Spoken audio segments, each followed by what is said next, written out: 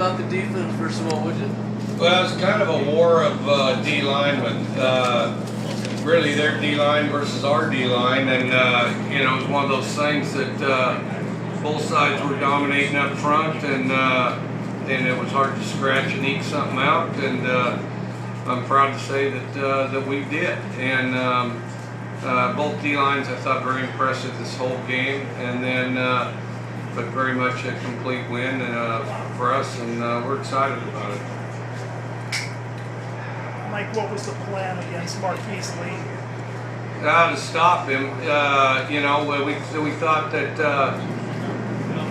we just covered him hard all day. I think one thing that helped a lot, though, is we did get pressure on their quarterback, and we did hit him, and then even at times that we didn't hit him, we affected him, and so I think that was one of the biggest things, was the ability to get some pressure on their quarterback, and then you know, that defensively, our DBs I thought played well. You know, we had some young guys out there played really hard. Daquan played every snap, you know, out there, and then of course Horton's interception was big. You know, when a program's in transition, like you guys are, there's yard markers along the way, or your journey where you want to end up. Can this be one of them, coming to Los Angeles and winning? I think it probably is. You know, there's a lot of ghosts in this stadium, and it's an exciting place to play.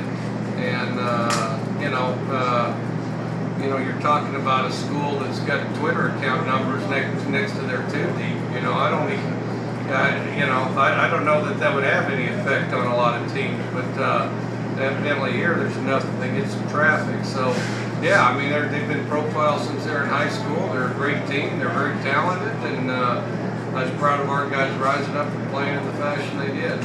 Was there anything besides their D-line play that you felt kind of kept you guys from getting in an offensive rhythm? I thought the biggest thing was their D-line play. I thought our offensive line played very courageously. I thought they played very hard. I thought our team played very hard. It's just hard to get in a rhythm. I thought they were very disruptive. But, you know, and again, I thought our D-line was very disruptive to them. And then we made some things happen on special teams. I thought Dominic Williams' play was a huge play.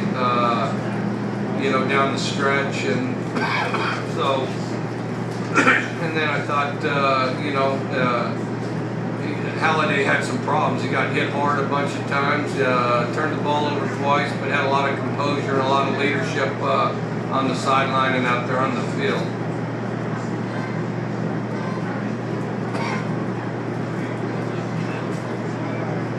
Mike, you talked a lot last year about just getting the guys to truly believe in winning, and then they go to Auburn and play well but lose a close game. Did you honestly feel this whole week they really thought they could come down here and win this game?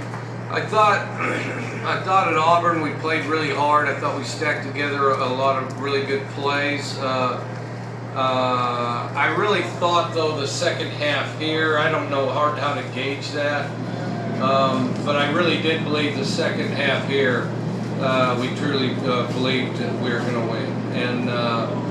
And so I thought that was key. I don't know if that's exact or a guess or any of that. I really believe the second half coming out of the locker room, we really believed we were going to win, and then that seemed to accelerate there the fourth quarter. You know, nothing had really happened, but I did think that our composure and confidence rose in the fourth quarter. How much does it help your guys' defense when USC is either unwilling or unable, or maybe both, to throw the ball? It had to be so one-dimensional. We kind of wish they would have thrown it more. You know, I mean, based on what happened, we were kind of rooting for them to throw a little more. For two reasons. I thought our front was putting pressure on him, and I thought our secondary was playing well. Now, we didn't want them to break out one where they protected a long time, but we did kind of want them to throw it. USC did get some running game going in the second half with Madden. Did you have any concerns that your guys were getting worn down at all? You didn't sub much. Well, I thought they kept bouncing back. You know, both sides were pretty similar on that. Of course, they're deeper than we are. And then, our running game was pretty good. We got, a really good one taken off the board on a holding call. And then, I had some sacks and some stuff where we ended up losing a little more ground than we probably should of that screen. And I've never thought that. I think the NFL's got the better idea. I think rushing is a running back stat. I think sacks and things like that are a quarterback stat. But that's not how they do it. I always, when I look at it though, I gauge it by how our running backs did rushing the ball compared to theirs. Daquan Brown led you guys in tackles. His first start, true freshman, all that. What'd you think of him, and was he about as active as you've seen from him in practice? Played incredibly hard, an incredibly confident person. Always expects to come out on top. Even though he's a young guy, I think that mentality on the field is something that others can draw from. And, if you left it to him, we'd still be playing just for the fun of playing, and that's the kind of guy you want. Washington State never supposed to win here. I mean, just absolutely. You heard the fans booing.